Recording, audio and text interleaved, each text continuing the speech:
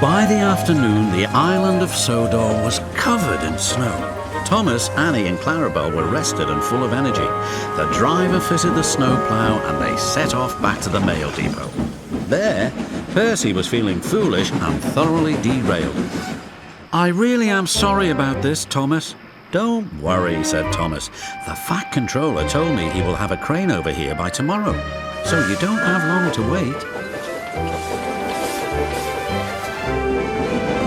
This time, Annie and Clarabelle were enjoying the man's work. It grew colder and colder. Because he was working so hard and the fireman kept stoking the boiler, Thomas didn't notice. When they were crossing the bridge over the river, he suddenly heard a quacking sound. "It's a duck," Thomas said to himself. "What's he doing awake at this hour?" The driver looked over the bridge at the river. "It's Donald's duck and she's frozen," he said. "The river's all ice." Thomas explained the situation to the driver. "Oh dear," he replied. "It won't be safe for me or the fireman to go on the ice, but we just can't leave her there. We'll have to call for help." Thomas whistled loudly for about 10 minutes.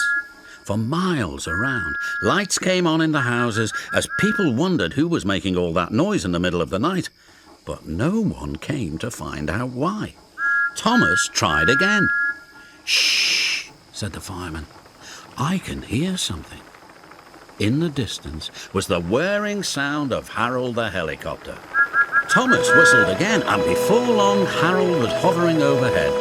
"Evening, Thomas," he called. "I'm on safety patrol because of the bad weather. You know, rescuing people and that sort of thing. It looks as if I'm needed here. Well, you can depend on me." "Quack," said the duck. "Quack what?" asked Harold. The driver explained. "If you can just go and rescue Donald's duck," he said, "we can take care of her on the train." "Easy," said Harold, and flew down towards the river. But it wasn't easy.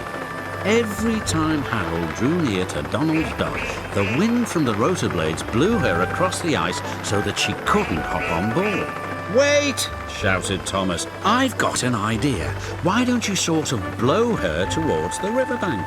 It was a very good idea. Harold carefully positioned himself and blew Donald's duck towards the side of the frozen river. Once there, she hopped onto Harold and was carried to the bridge where Thomas was waiting. "Well done, Harold," said Annie and Clarabelle. "You are our hero." "Just doing my job," said Harold. Then he flew off in search of someone else to rescue. The fireman and driver soon had Donald's duck warm and snug at the back of the cab. "The wing is not badly hurt," said the fireman. "You'll be as right as rain in a couple of days." When they returned to the shed, the Fat Controller gave his driver and fireman permission to take care of Donald's duck for a few days until she recovered. "But first," he said, "you must get some rest.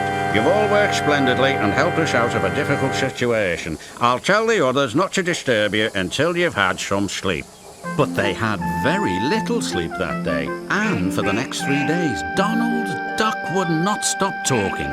She talked about this, and she talked about that, or she talked about nothing at all. She was having a quacking good time, and she wanted everyone to know about it. All the engines and carriages liked her very much, but they were pleased when the ice melted and Donald's duck flew back to the river. In no time at all, spring had arrived.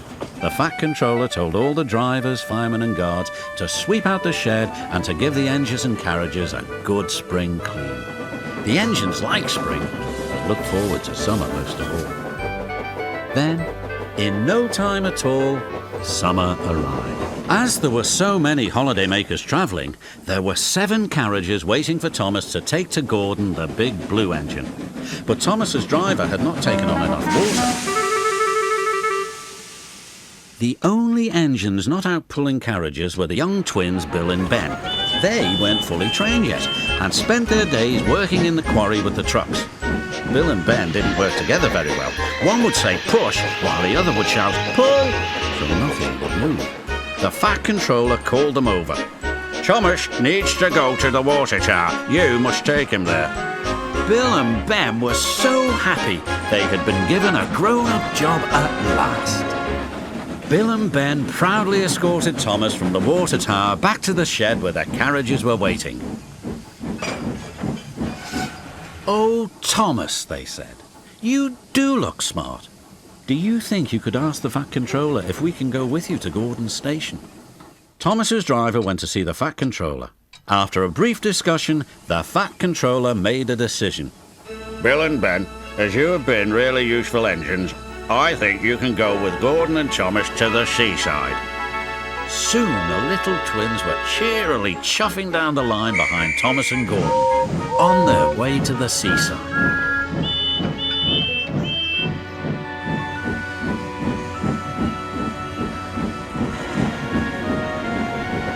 What an adventure!